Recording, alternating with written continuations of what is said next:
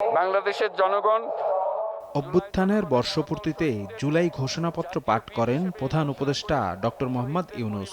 সেখানে জুলাই আন্দোলনের স্মৃতি, লক্ষ্য ও উদ্দেশ্য এবং বিপ্লবের চেতনার নানা দিক সংরক্ষণের পাশাপাশি উঠে এসেছে দেশের গণমানুষের দীর্ঘ সংগ্রামের টুকরো ইতিহাস। ঘোষণাপত্র পাঠের পরপরই রাজনীতির মাঠ থেকে অন্তর্বর্তীকালীন সরকারের প্রতি নানা রকম প্রতিক্রিয়া দেখাতে শুরু করেছে ইসলামী রাজনৈতিক দলগুলো। শুরু থেকেই সরকারের প্রতি আস্থা প্রকাশ করলেও ঘোষণাপত্র পাঠের পর থেকে চিত্র অনেকটাই ভিন্ন। গণতান্ত্রিক অগ্রযাত্রা ও ফ্যাসিবাদ বিরোধী আত্মদানের অনেক ঘটনাই এড়িয়ে যাওয়া হয়েছে জুলাই ঘোষণাপত্রে, এমন মন্তব্য করে কিছু ক্ষেত্রে ইসলামপন্থীদের খাটো করারও অভিযোগ করেছেন নেতারা। ইতিহাসের কিছু অংশকে সন্নিবেশিত করা হয় নাই, যেটা হলে পূর্ণাঙ্গ হতো। 47-এর কথা সেখানে আসেনি।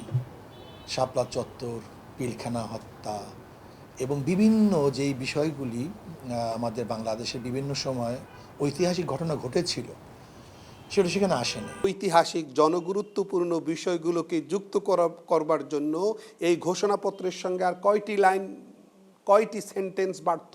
ঘোষণাপত্রে ইসলামপন্থীদেরকে একটু হাইড করা, এটা আমি মনে করি অনুচিত হয়েছে। নির্দিষ্ট একটি রাজনৈতিক দলের ভাবনার বহিঃপ্রকাশ ঘটেছে ঘোষণাপত্রে, এমন অভিযোগ করছেন কেউ কেউ।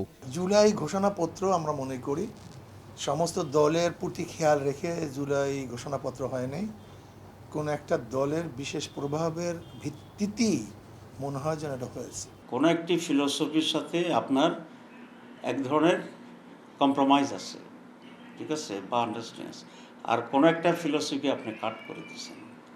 তো এখানেই আমরা বলছি যে এটা পূর্ণাঙ্গ হয়নি। রাজনৈতিক দলগুলোর পাশাপাশি হেফাজতে ইসলাম সহ অন্যান্য অরাজনৈতিক ইসলামী সংগঠনগুলোও দাবি জানিয়েছে ঘোষণাপত্র সংশোধনের। শফিক মুন্সি, সময় সংবাদ, ঢাকা। কিন্তু বাথরুম যাতা ওডোনিল নাই। সুবাসিত ঘরে স্ট্যাটাস বাড়ে।